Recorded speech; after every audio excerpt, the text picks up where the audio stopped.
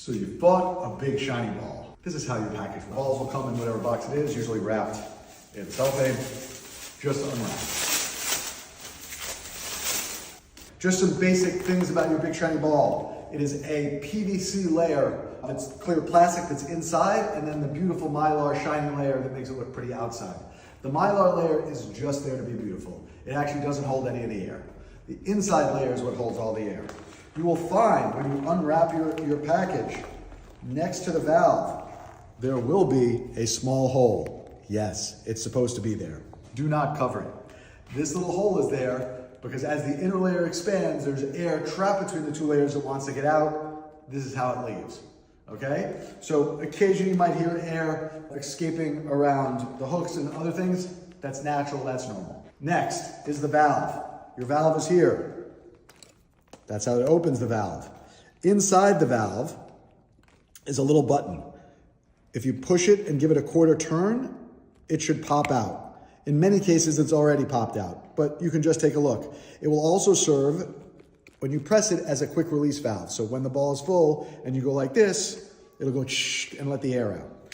You can then lock it in the open position and it'll deflate all on its own. Now your pump. Your pump will come.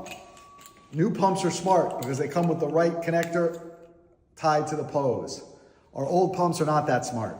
You might have one of those, in which case there will be 3 things connected on a little stick, 3 connectors. None of those are it. Somewhere floating around the box is one more connector that looks like this. This is the one you want.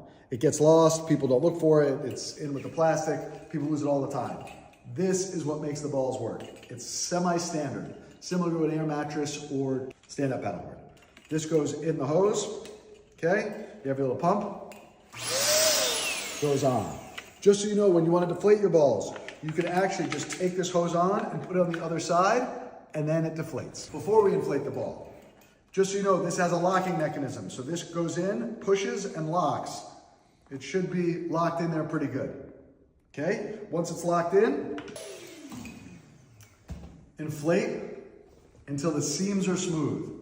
When these are smooth, it's usually done. You might see some wrinkles still in the body of the ornament. Sit tight and wait.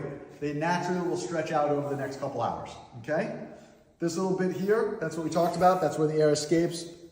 When I push it, you can even hear like a little more air escaping that's kind of trapped amongst the things. If you took it off and it deflated right away, it was that little button we talked about, and that would have been the issue. And so if you take the pump off and it does this, and looks sad, don't worry about it.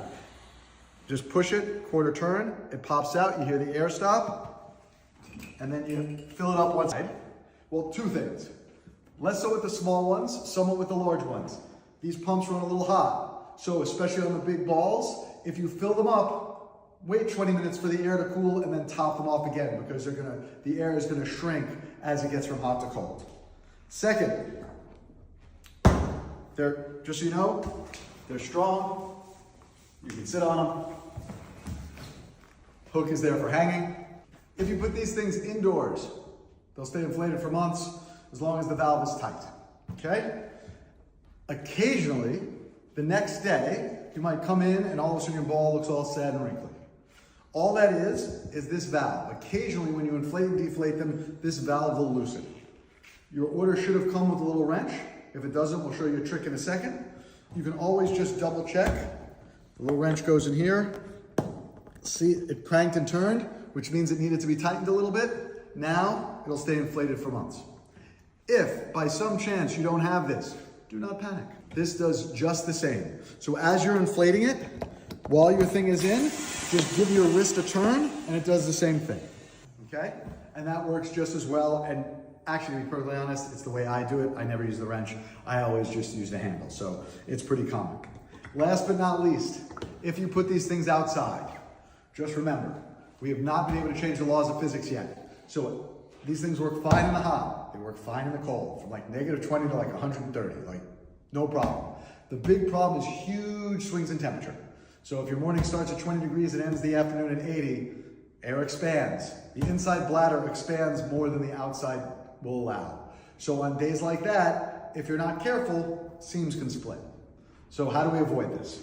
Our suggestion is to fill these things up at the warmest part of the day, and so they're hard or firm to the touch of the warmest part of the day. That way the worst thing that'll happen is like on a cold morning, it might have some old man vibes, and then by midday it'll always pop to attention.